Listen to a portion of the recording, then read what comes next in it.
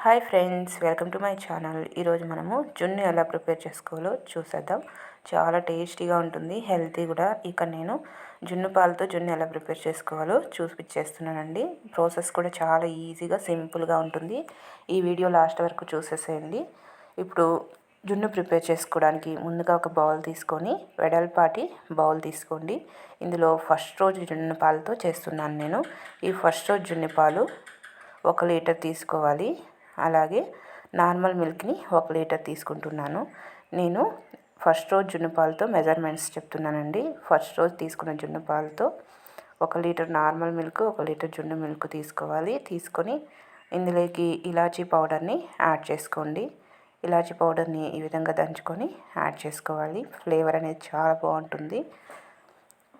అలాగే ఇక్కడ నేను బెల్లం యాడ్ చేస్తున్నాను. మీరు బెల్లం ప్లేస్లో షుగర్ అయినా యాడ్ చేసుకోవచ్చు, కానీ బెల్లం అయితే టేస్ట్ మరింత బాగుంటుంది. మీరు స్వీట్ ఎంత తినగలరో చూసుకొని దాన్ని బట్టి బెల్లం పౌడర్ని యాడ్ చేసుకోండి. అలాగే మిరియాలు ఒక 7-8 వరకు యాడ్ చేసుకోండి. మిరియాలు ఈ జున్నులో యాడ్ చేసుకోవడం వల్ల హెల్తీ, మనకి వాయువు లాంటిది లేకుండా, డైజెషన్ ప్రాబ్లం లేకుండా ఉంటుంది.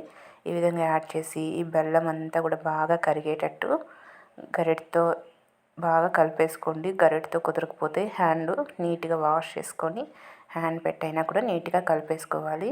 ఈ విధంగా బెల్లం అంతా కూడా బాగా కరిగిపోయేటట్టు మొత్తం మిక్స్ చేసేసుకుందాము.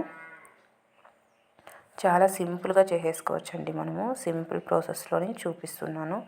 ఈ బెల్లం ఏమాత్రం ఉండలు లేకుండా కలిపేసుకుంటే మనకి స్వీట్ అనేది తినేటప్పుడు పర్ఫెక్ట్గా ఉంటుంది.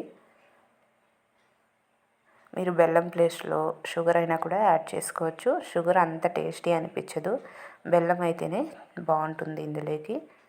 ఈ విధంగా మొత్తం కూడా బాగా కలిసేలాగా కలిపేసుకోవాలి.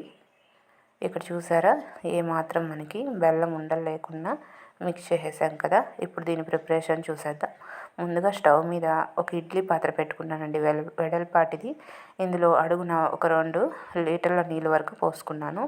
అలాగే మనం ఇందాక మిక్స్ చేసుకున్న ఈ పాల గిన్నె ఉంది కదా, దీన్ని ఎత్తి ఇందులో పెట్టేసుకోవాలి. పెట్టేసి దీనిపైన మనము ఇడ్లీ ప్లేట్ మూతని మూసి పెట్టేసేయాలి. మీరు ఏ గిన్నె అయినా తీసుకోండి, బట్ ఫుల్గా గిన్నె అనేది మునగాలి. అడుగున కొద్దిగా వాటర్ యాడ్ చేసుకొని ఈ విధంగా మూత పెట్టేసి బాగా ఉడికించుకుందాము. ఉడికించుకొని మధ్యలో ఒకసారి మూత తీసి చూసినట్టయితే మనకి ఏమైనా తేమ తగులుతుందా లేదా అన్నది అర్థమవుతుంది. ఇలా ఒకసారి చేత్తో ఇలా అని చూడండి, తేమ తగులుతుందా లేదా అని అర్థమవుతుంది. ఒక చాక్ తీసుకొని మధ్యలో ఇలా ఘాటు పెట్టి చూసుకుంటే, మనం చాక్ కతుక్కుంటూ ఉంటే మరి కాసేపు ఉండనిచ్చుకోవాలి. చూసారు కదా, లోపల మిల్క్ అనేది అంటుకుంటూ ఉంది. మరి కాసేపు మూత పెట్టేసి ఉడికించుకుందాము. ఇక నేను ఒక 10 మినిట్స్ తర్వాత చూపిస్తా చూడండి.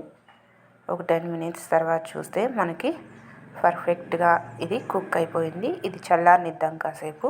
చల్లారిన తర్వాత దీన్ని పక్కకు తీసేసుకుందాం. ఇప్పుడే చేయబెడితే కాలిపోతుంది. చల్లారిన తర్వాత ఇక్కడ చూపిస్తా చూడండి.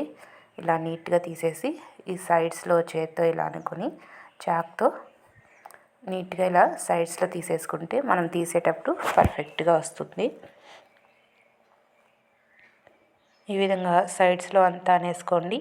ఇలా రాలేదంటే చాక్తో ఒక 4 భాగాల్లాగా ఇలా కట్ చేసుకొని ఒక వెడల్పాటి ప్లేట్ తీసుకొని దీంట్లోకి మనం తీసుకున్న జున్ను గిన్నె ఉంది కదా, ఇలా బౌల్లో వేసి ఇలా కాసేపు తట్టినట్టయితే పైన మనకి ఈజీగా కిందకు వచ్చేస్తుంది కేక్ అంతా కూడా.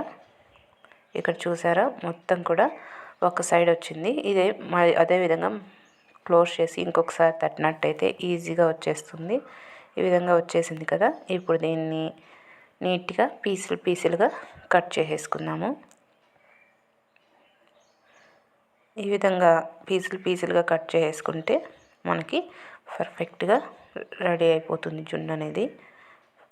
చాలా బాగుంటుందండి, టేస్ట్ కూడా ఏమాత్రం తీసిపోదు. ఓన్లీ జున్ను పాలతోనే చేస్తే మరీ థిక్గా వస్తుంది, అంత టేస్టీగా ఉండదు, రబ్బర్ లాగా సాగుతుంది. దానికోసమని నార్మల్ మిల్క్ను కూడా కొద్దిగా యాడ్ చేసుకుంటే కాస్త సాఫ్ట్గా చాలా బాగా వస్తుంది. ఈ విధంగా పీసులుగా కట్ చేసుకొని మొత్తం కూడా చిన్న పీసులుగా ఇలా కట్ చేసేసుకోవాలి. చూపిస్తున్నా కదా, ఈ విధంగా చిన్న పీసులుగా కట్ చేసుకొని సర్వ్ చేసుకుంటే ఎంతో టేస్టీగా మనకి జున్ను అనేది రెడీ అయిపోతుంది. చాలా బాగుంటుందండి. మీరు కూడా ట్రై చేయండి. ట్రై చేసి నా వీడియో నచ్చితే నా ఛానల్ని తప్పకుండా సబ్స్క్రైబ్ చేసుకోండి. Bye friends.